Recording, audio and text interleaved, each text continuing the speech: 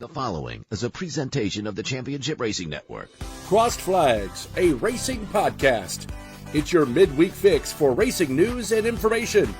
Brought to you by the Championship Racing Network. Now let's head trackside to join your hosts, Steve West and Matt Nicholson. Welcome into the latest edition of Crossed Flags as we get into full playoff mode here. Plus, we're going to talk about, well, actually, two feeder series.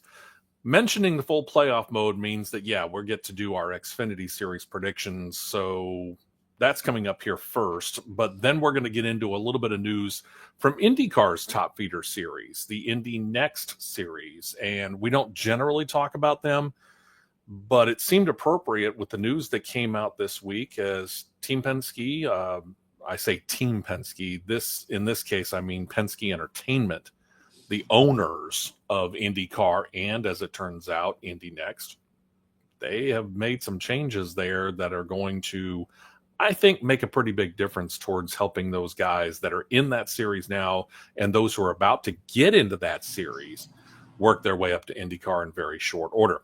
I'm Steve West. That's Matt Nicholson. How are you doing, Matt? It's been a day already, but we're getting through it. That's right. We record this on a Tuesday as usual, and we thank producer John for all of his hard work here behind the scenes, most definitely, and we'll have the assistance of producer Molly as well, so we appreciate them both. Don't forget, by the way, you can comment below. Feel free to do that. You can subscribe below as well, and it doesn't matter whether you're on CRN Live on YouTube or you're on Jocks FM TV. And we're about to, by the way, put this on another YouTube page that just got started up for my main job, Real Talk 99.5 TV. So you'll be able to find us in several different places. Plus, this is also on Spotify now. So go looking for Cross Flags there as well. I think what did John put it? Cross Flags, a racing podcast. Make sure you look for that. Because we found out that there was another Crossed Flags that did like 3 episodes 2-3 years ago, something like that. Don't worry about that. All right. So Indy Next coming up. First things first, though, let's talk a little Xfinity series. They finally settled in their 12 drivers who are going to be racing for the playoffs and for the championship in 2025 last weekend at Worldwide Tech Raceway at Gateway. Matt, I'm going to go ahead and let you go round of 12. I didn't go as detailed on this as we did when we did our predictions last time. I'm just basically doing who are you bouncing out after the round of 12? Isn't it 4 and 4 for each round? I remember correctly. It is. Round 1 bouncing out, and I'm having to look down because I just have walked in the door and didn't get a chance to print a bracket out. I understand. So I'm looking at it from a digital side. As we always say, work gets in the way of all of our fun. Round 1 going out, I've got Nick Sanchez going. I've got Harrison Burton going. I've got Carson Kvapil going. And I'm going to bounce out in round 1, Austin Hill. Interesting. And it is I mean, I can see where you're going with that. Absolutely. It's going to be a very interesting one for him because when you stop and think about what he's got to go through or has already gone through, he doesn't get any credit for any of the wins. He doesn't have any of the playoff bonus points. He's got no safety net. So I see exactly where you're going there. Yep.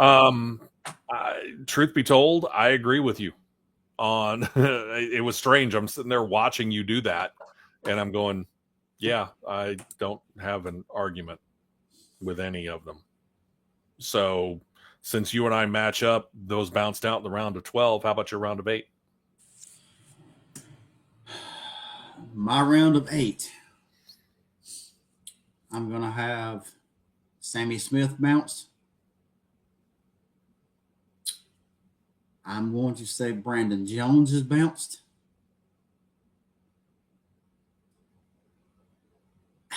The debate. I'm going to say Sheldon Creed's bounced.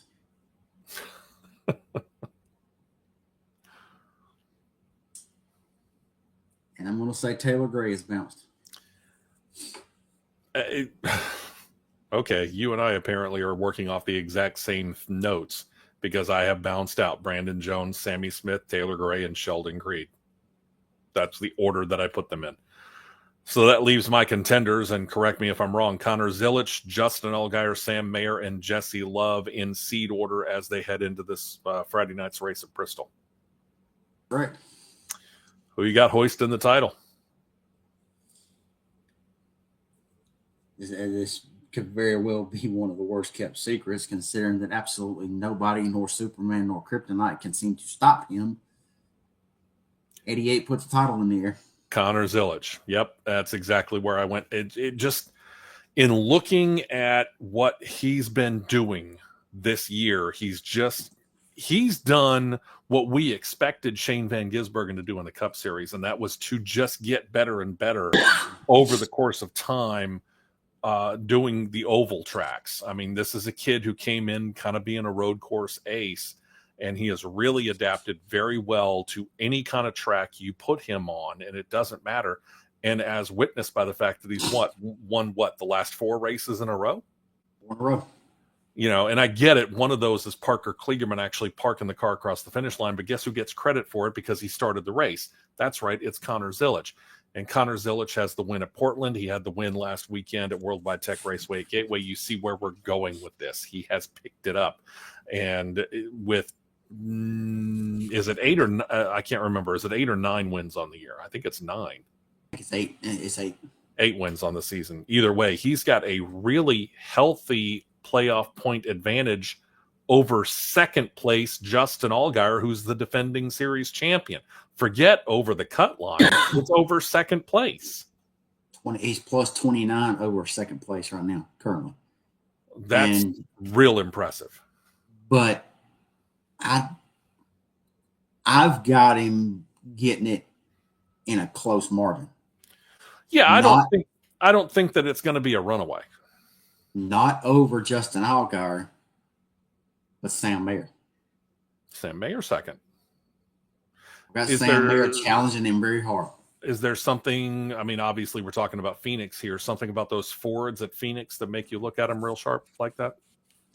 Yep. I see when I could visually see happening when Sheldon Creed gets bounced out, that they take all of their efforts and all of their eggs and put it in the basket of the 41 and give it one of those Cole Custer-like challenges at Phoenix. Yeah, throw everything and the kitchen sink at it. And based upon the news that we talked about last week with Haas factory team leaving Ford and going over to Chevrolet, if they were to win the title, and again, neither one of us are predicting that it'll happen, but you've put it out there that you feel like he's probably the better candidate for the runner-up position. That would just make it all the more apparent what Ford is losing with Haas factory team moving back over to Chevrolet next year, where Gene Haas got his whole racing team started. Yes, and they're in a position where they don't need to. They have got to pick somebody up to offset what they're losing with Haas. Somebody, whether they get a 2-car team going with someone, or if they pick up 2 individual 1-car efforts. Somebody, somewhere, something. And I think that this is being made all the more urgent for them because once we get into next year, the Ram factory team is underway, and that means we're probably just one step closer to, we presume in all likelihood it'll be Dodge. We're one step closer to Dodge coming back in both the Cup and what will be next year, the O'Reilly Auto Parts Series.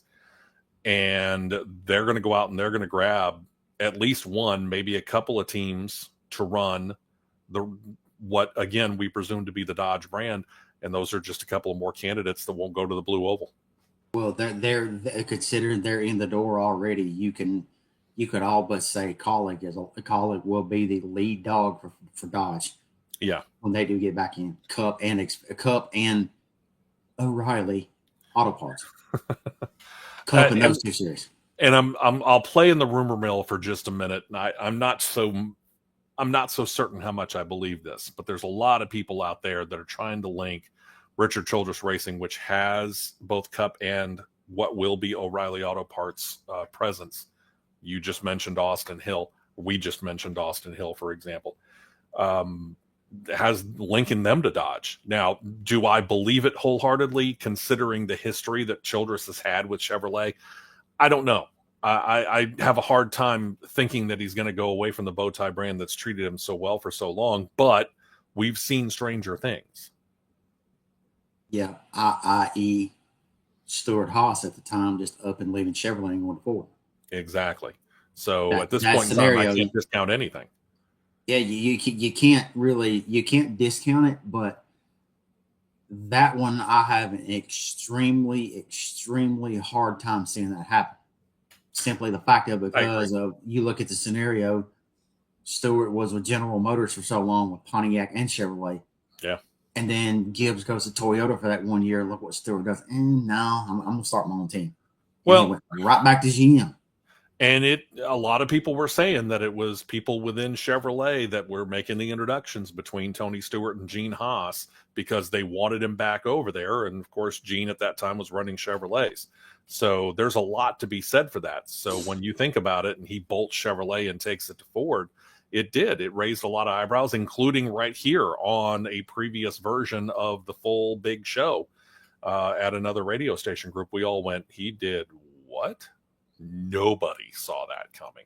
Yeah. So could it happen? Yes. But like I said, with us being now having the Ram brand on the track and they can start concentrating on getting their Cup and Xfinity programs up and running, what we do believe will be Dodge will be one step closer. And as we noted, it's all the more urgent for Ford to try and solidify themselves in the Xfinity series because as we noted, unless they do something, all they got left in the cupboard is RSS Racing. And you and I both like what Ryan Sieg has done and what RSS Racing has been able to do as massive underdogs.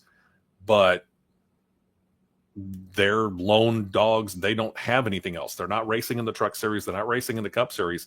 They're only in the Xfinity Series. Yep. They've got to do something, whether it's bringing out of the mothballs in the corner of the closet the Penske Xfinity car, whether it's that, whether it's Brad revamps an Xfinity car with RFK, there's several different ways you could look at it, and several different avenues they could take with already established, very sizable teams. Let's word it that way. Sure.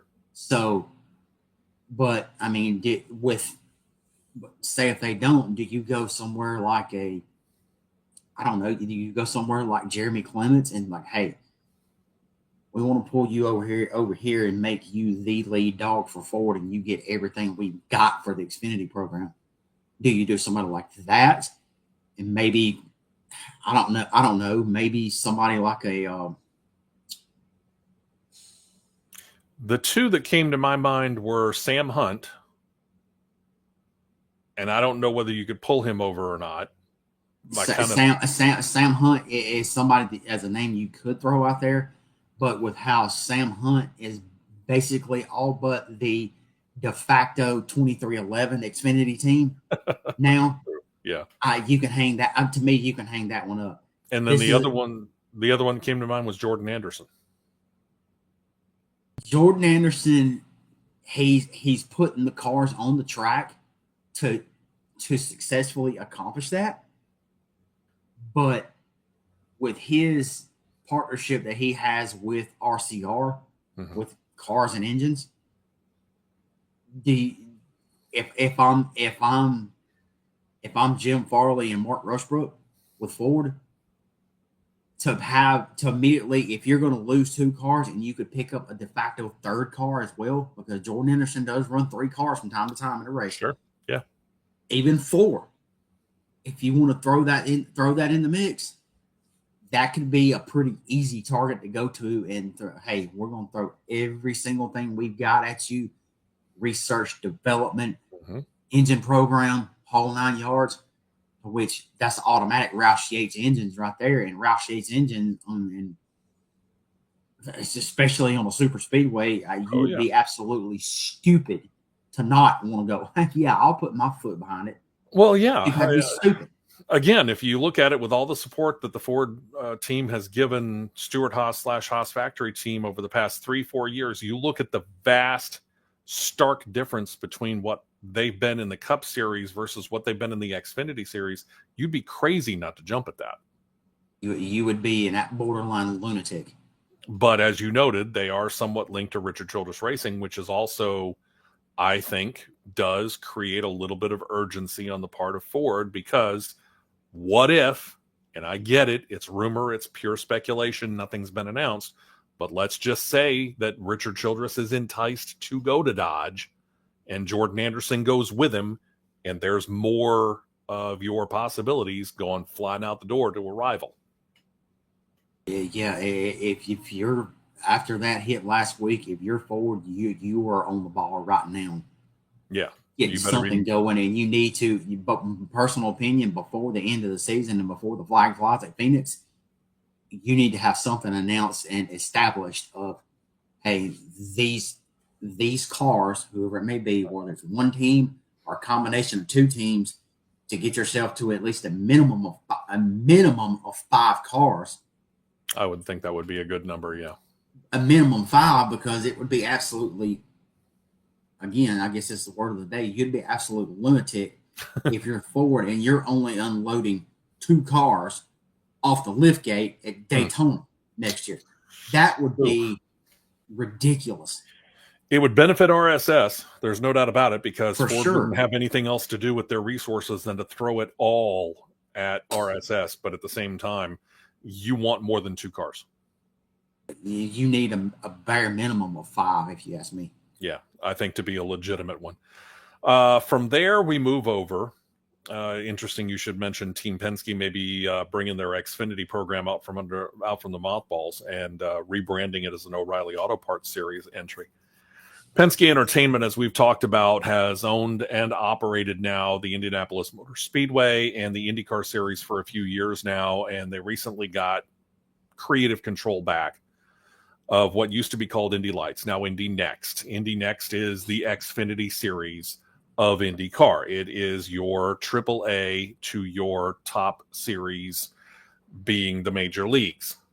And they decided they wanted to make some changes here, and I've detailed it on this piece of paper here, so pardon me as I read a little bit here. I'm not so sure how small these things are. They were kind of couched as small changes to begin with, but I think as we go through, these are going to be bigger and bigger because of the ramifications for the teams and the drivers as they prepare these drivers to, they hope, one day step up into the major league of the IndyCar Series. First of all, as Penske did for IndyCar, they're expanding the starting lineup for all the races but the Indy 500. The Indy 500 is the standalone at 33 entries, right? Well, it's now 27. Well, they're going to do the same thing. The upper limit now for an IndyCar or Indy Next starting grid jumps up to 24 for 2026. So it's going to get a little bit busier out on the tracks for the Indy Next drivers. What this does mean is more opportunities for a regular start, because they're going to want these drivers to be full-time on the Indy Next level just as much as they do on the IndyCar level. They don't want to have to go doing I'll put it another way. Unlike the Xfinity Series, we don't hear of star cars in Indy Next. How's that? Nope. You're right. So the more opportunities are now available for the drivers that are coming up through the open wheel feeder series. So there's part one. Penske Entertainment also did this. They upped the starting cars on the grid. They limited the number of cars, however, that any owner could field to only 3, but they've done the grandfathering situation. For Indy Next, not quite the same limit. Team owners now limited to 4 entries each. But again, there are rules that grandfather at least for a short period of time. You got a team like Andretti Global. They already have 4 entries under their own name, but they support 2 other cars with what they call a co-entry name under the Andretti Cape situation. So they're going to allow them to continue to do those 2 other cars. So for all intents and purposes, Andretti's putting 6 cars out there. This also works for HMD Motorsports. HMD is going to field 4 cars under that name, but they run the 2 cars for Cusick Morgan Motorsports, so they'll have fielded and they have fielded 2 cars for a third organization in the past as well, and it appears that they'll probably continue to do that. So there's a total of 8. So that's 14 right there for just 2 names. So they are creating they're creating workaround rules, and they're allowing it within the rules, which I got to admit, I kind of like that. Yeah, I mean that's if you want to if you're going to change a car limit, there's no need, and for the teams that have been fielding the cars and putting your shows on, there's no need to stop them in the face. Go, you're only limited to this right here. You can't do what you've been doing anymore. Which might make some people wonder why they didn't do that with IndyCar, but there was enough interest from several other teams willing to come into IndyCar that they knew that if they knocked down a team from, say, 5 cars to 3 cars in IndyCar and they got rid of those people, they were going to find a home because they had experience from these teams that are now coming in and needed personnel. Sure. So we're up to 14 cars. How do you go from 14 to get the 10 more? Able Motorsports, they've got a 4-car organization, so now you're up to 18. Chip Ganassi Racing, which returned to Indy next in the season just ended, they fielded 2 cars for 2025. They're going to expand to 4 for next year. Now we're up to 22, and over the weekend, Juncos Hollinger Racing noted that they're going to be back with their 2-car operations. Ta-da! 24 cars, just like that. Solid field. And the cars are set for a bit of an upgrade too. Chassis dates back to 2015. It's also made by Dallara. Dallara's got the DW12 for IndyCar. They've got the IL15 for what was then Indy Lights. Now, again, Indy Next. The chassis stays the same, at least for now. They're not planning on upgrading that, but they are going to put a new transmission in it. They're going to take the same 6-speed transmission that they've been using by X-Track that's been used in IndyCar, and they're going to put that in the Indy Next machine and replace the one that was being built by Ricardo. So now you got the exact same transmission. What the car is going to be like when you move from lights. Now, different enough, but you being the driver, I'll ask this. The fact that the transmissions are the same from series to series, does that help in the feel of the car for the drivers? I'm gonna have to answer that one with a question mark. Here's why. Okay. Because now you've got a heavier transmission on the same engine. Are we going to be looking, unless there's already dynamometer stuff been going, to where one offsets the other? Let's word it that way. Okay. Are you going to have a problem now where the transmission is heavier, the engine's still the same, you got a lighter engine trying to push a heavier transmission? Are we going to have bottom end failures with parts breaking because you're pushing a heavier driveline? Or have they tweaked the transmission set just enough to where the ratios in there can be offset to where the engine is pushing something of a similar weight? It's a very technical way I just worded that, but it's a legitimate question mark, because if you got a heavier transmission that's attached to a lighter engine and lighter drive, and the lighter engine, if you follow what I'm saying, you got to follow what I'm saying here. Lighter bottom end, lighter rotating assembly, with a heavier transmission, heavier gear setup, we're going to start having some problems with reliability with bottom ends of engines? That is an interesting question, and that's a question mark answer for me. One would think, I mean, this is not a decision that you would make lightly if you are Penske Entertainment. I mean, you could sit there and say, hey, what if all right, let me put you in the position of the Indy Lights head of operations, and I'm the representative of Team Penske, and I come to you and said before the final weekend, racing weekend of the year, hey, what do you think about the possibility because we would really like to put the transmission that's in the IndyCar car now into your Indy Lights car, Indy Next cars. What do you think? I'm going to immediately raise that question right there. Yeah, because you would have that question, which would make me at that point in time go, maybe we need to go back to the drawing board and think this. Here's the exact reason that I put that out there. This is the exact reason I put that out there. I had at one point,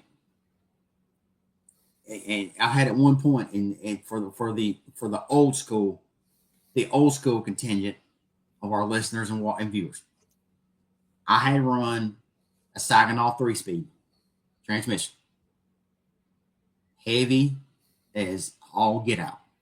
Try changing one by yourself underneath a race car and call me tomorrow morning and let me know what you think. I'll pass on that opportunity, but thanks. Yeah, I know you'll pass on that opportunity because it ain't fun. I went from a Saginaw 3-speed transmission to what's called a Burt transmission. That's a direct drive. Okay. When you drop in high gear, basically the transmission goes irrelevant. Everything that's coming out of the back of the engine, off of the crankshaft, out through the output shaft, through the transmission, down to the rear gear and the rear wheels was direct drive. The transmission basically eliminated itself. It was straight from engine to rear wheels. Okay. You wasn't going through the transmission. The dirt guys know what I'm talking about, from heavier components to lighter components. Mm-hmm.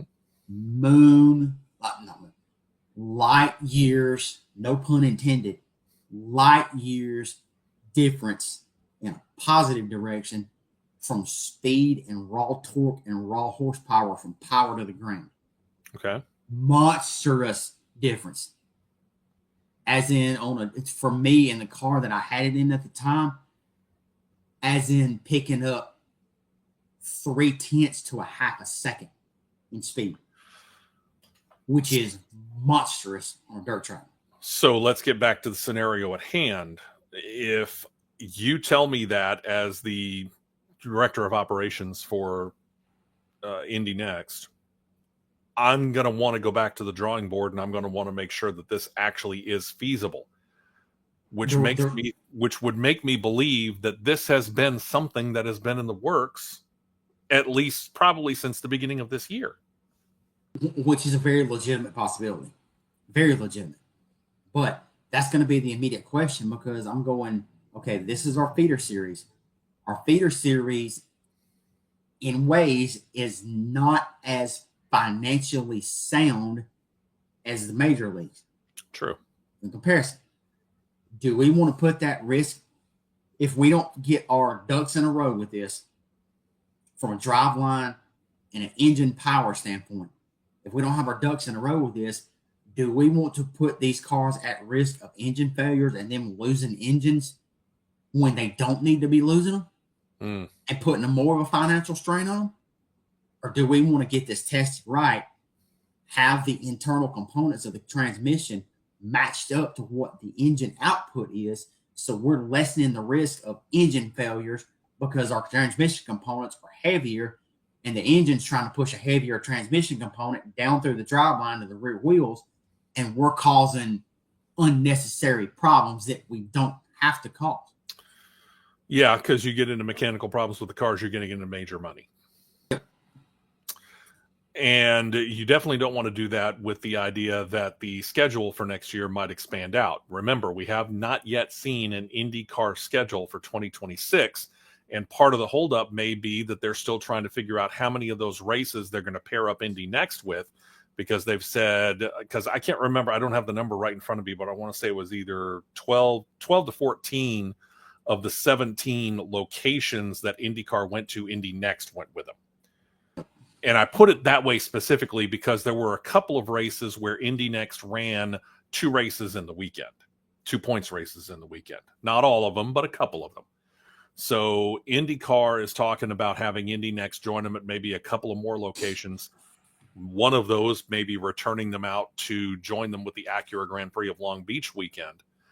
And on top of that, they're talking about giving them more races per weekend by adding more doubleheader weekends into it, so that the drivers, number one, get more experience behind the wheel, but number two, we as the fans and I say we as the fans, I mean, you and I will be out at Barber Motorsports Park. Granted, we'll be working, but that's not the point. We get to see them more often if we go out and we take the time to enjoy more than just the IndyCar race. We're out there for the weekend watching all of the racing with all of the feeder series that tend to accompany IndyCar on any given weekend. Correct. So right. They can get a little bit more bang for their buck by being at a track for more than just one race. They can get 2 races in during the course of the weekend. The drivers get more experience. If they can figure this out and get the transmission set up right, they get more familiar. And again, I don't know the full difference between the two of them, but I would presume that there is a difference in feel between, even though they're both 6-speed, both paddle shifted, the Ricardo and the X-Track transmission. Weight difference. Do you think that's the only difference between the two? The weight difference will be the significant one. Okay. It's still significant, but not as significant is going to be how the gearing pattern. And what I mean by that, the ratio of first gear, second gear, third gear, fourth gear, fifth gear, high gear, those ratios. There will be a different ratio in there. Where your shift point is. Yeah, where the shift points are. Okay. So with all of this, it really does look like that Penske does, though, want to start investing a lot more into doing what they've done to help out the IndyCar series and start to work their way down into Indy Next and see what else they can do to help those drivers work their way up that ladder. Yep. So that's the good news. And on a year where they just got done with year 1 of being in that partnership with Fox, and it has paid dividends for IndyCar because they have, as we talked about last weekend, pardon as the sun goes in and out here and it's causing shade, it has definitely made a difference. We saw the TV ratings go up significantly this year versus 2024 when NBC had some of the races on NBC, some of them on USA. They put at least one, I want to say 2 of them on Peacock streaming service only. It made a difference. Big difference. So it also leads me to think that there may be something more happening between Penske Entertainment and maybe trying to work out something of a TV deal that might put everything on Fox Sports 1 and get them at least settled down to where we know and have access on a much more consistent basis to where we could watch Indy Next on television. Yeah. That's last year with the Indy NXT stuff, they did an admirable job by having it on either FS1 or FS2 even. So this is an opportunity for them to pick that up and get it not at the same level, but get in it the solidified same pathway as they got IndyCar. Get it solidified to where we know on a week in, week out basis where we're going to find it. Okay. Yep. It'll be fun to watch this. I'll be very intrigued to see this. I'm not gonna sit here in this chair on a random Tuesday in the middle of September, middle part of September of 2026, and say that we're going to start adding Indy Next into the series that we talk about on a regular basis. But it is going to bear watching for a little while to see exactly what it is that Team Penske is going to do with that top feeder series of their open wheel series that they own and operate. Yep. As our late comrade Shawtown Mark would say, and that's not Saturday school, it was a Tuesday test. That's right. Tuesday tutoring. Tutoring, there you go. Yeah, I like that. We may end up having to use that somewhere. All right. On behalf of the producers, producer Molly, who's once again getting us up there on the fine folks over at Jocks TV and helping us out there. And of course, producer John working hard to do this particular recording and get us set up on CRN Live on YouTube. On behalf of Matt Nicholson, I'm Steve West. We thank you for joining us. This weekend, going to be a little bit different. We're only going to do, I think, a 1-hour show. And there's a reason for that. Our flagship radio station is a University of Alabama affiliate. And because they're an Alabama affiliate and they've got the early kickoff, they will be going to air at 8 a.m. Central Time, which is when we would be. So we're talking about doing a 7 a.m. Central special 1-hour show, which means we're going to have to pack a whole lot into a little bit. Phenomenal cosmic powers! Itty-bitty living space. So I hope you join us then, 8 a.m. Eastern, 7 a.m. Central this Saturday for the smaller edition of the big show. Hope you join us then. We'll talk to you on Saturday.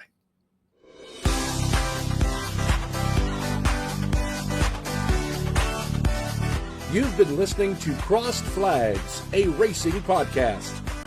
For more content like this, subscribe to CRN Live on YouTube, and you'll be set to catch the 2-hour live show every Saturday morning at 9 Eastern, 8 Central.